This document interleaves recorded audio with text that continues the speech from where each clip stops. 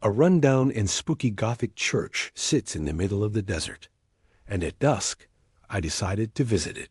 But what I didn't know was that there were creepy things going on in this church. Like, the villagers had been complaining of ghost-like activity around the church for weeks now. There have also been Gregorian monk chants echoing from inside the building at night. On top of that, children have gone missing, and some believe the church may be the cause. I started to walk towards the church, but the road was bumpy, and both cactus and tumbleweeds are everywhere. So I soon realized that I would need a car to get closer. When I finally got close enough to the church, I could hear the sound of chanting coming from the windows. As I neared the church, the chanting became louder and more clear. I parked my car nearby and made my way to the door. When I reached the door, I hesitated because it looked like the kind of place where ghosts showed up to mess with people. As I knocked on the door, the chanting suddenly stopped, and I heard a loud crash from inside the church. "Hello," I said loudly. "Is anyone home?" All I got in response was an eerie silence. I tried the door handle. It was unlocked, so I pushed open the doors and walked inside. The interior of the church was dark and dusty, but through a crack in the boarded-up window, a faint light was shining through. I figured if anyone was inside, they would probably be near the light, so I walked toward it. When I reached the window, I could see the faint glow of light coming from outside. Looking out the window, I saw a group of villagers standing in front of the church. One of the women noticed me in the window, and she screamed. "Run," she shouted. "Don't come any closer." I backed away from the window, and the woman calmed down. I wondered what had caused her to freak out like that. Was there something scary behind me? Turning around, I saw the faint glowing figure approaching me. The figure seemed to be formed from a dark mist and was about 6 feet tall. As it approached me, I could see that it had a human-like shape. The figure stopped in front of me and let out a low growl. I could feel the air around me growing cold, and I felt goosebumps form on my arms. I took a step back. I don't know why I did that. After all, I wasn't scared. I mean, it was just a guy dressed up as a ghost, right? But then the figure spoke, and its voice sounded ancient and hollow. "Beware," it rasped, "for this church is cursed. Anyone who enters shall face their fears." I rolled my eyes. I knew that old story. It was supposed to scare people away from the church. But I had already entered the church, so its warning meant nothing to me. I told it, "I'm not scared, whatever you are. I want to know what's going on here, and I won't leave until I do." The ghost let out another low growl before it turned and drifted back into the darkness. With the ghost gone, I continued exploring the church. There was nothing here except dust and darkness. Still, I could feel the presence of something dark watching me from the shadows. I could also hear strange whispers coming from the walls. They seemed to be trying to tell me something important, but all I could make out were the words, "Children are gone." Suddenly, I felt something brush against my leg. I jumped and spun around, but there was nothing there. Maybe I was just imagining things. I needed to calm down if I wanted to find out what was really going on here. Closing my eyes, I took a few deep breaths and tried to relax. When I opened my eyes, I saw another one of the dark figures standing in front of me. This one was even more solid than the last, and it looked vaguely humanoid. I could see its eyes glowing faintly in the darkness. It didn't move or speak, though, and it just stood there staring at me. Finally, it turned and floated past me. I followed it deeper into the church.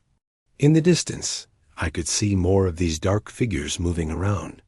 Some were shapeless blobs, while others looked like twisted versions of humans. None of them seemed to notice me as I slipped past them and into a small room at the back of the church. Inside, I found an old book lying on a table. I opened it and saw that it was filled with strange symbols and diagrams. As I was examining the book, I heard footsteps behind me. I turned and saw one of the dark figures standing in the doorway. It took a step toward me, then another. Then it let out a loud roar and lunged. I screamed and ran out of the church. Outside, the villagers were gathered around a bonfire. They all looked up as I ran toward them, out of breath and scared. One of the villagers asked, "What happened?" I pointed back at the church. "There's something evil in there," I gasped.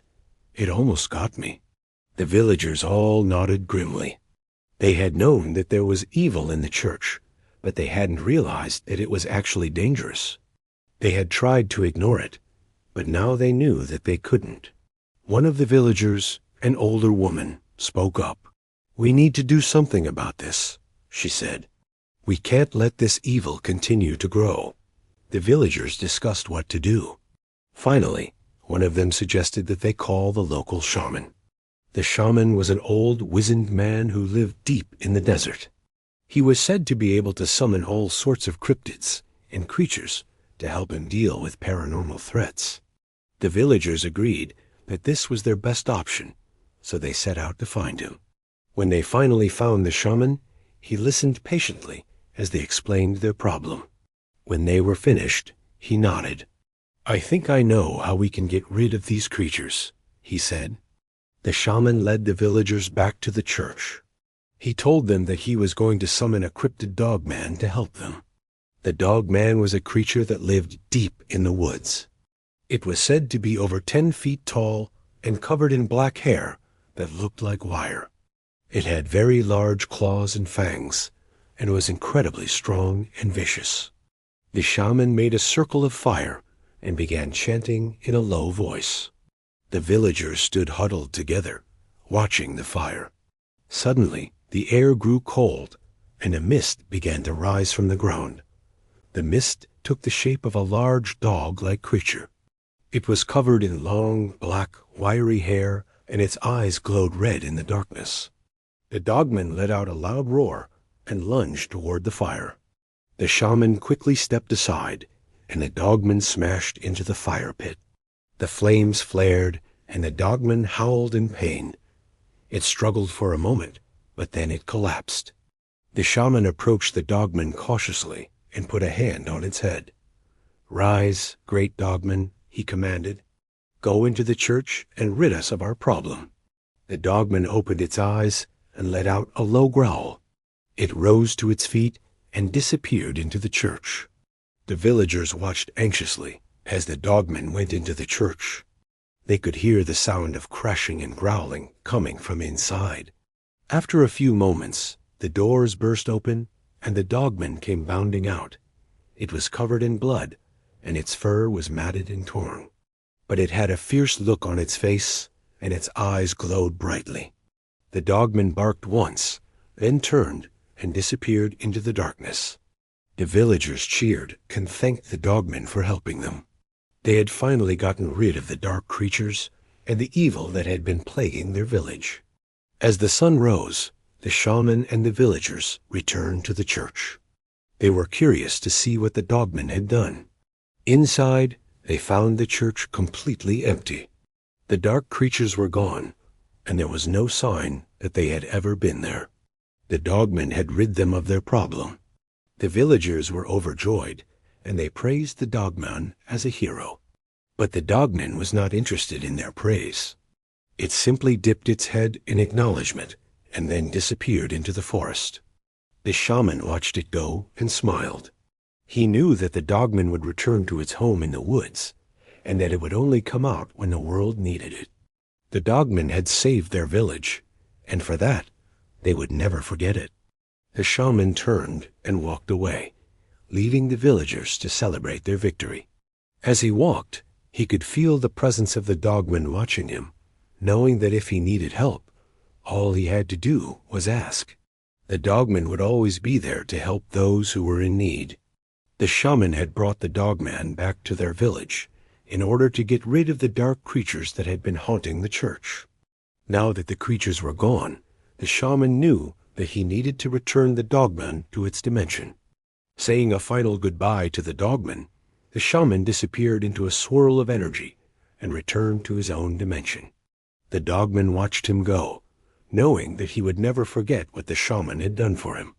With a final bark, the Dogman turned and disappeared into the forest. The villagers had no way of knowing that the Dogman was gone.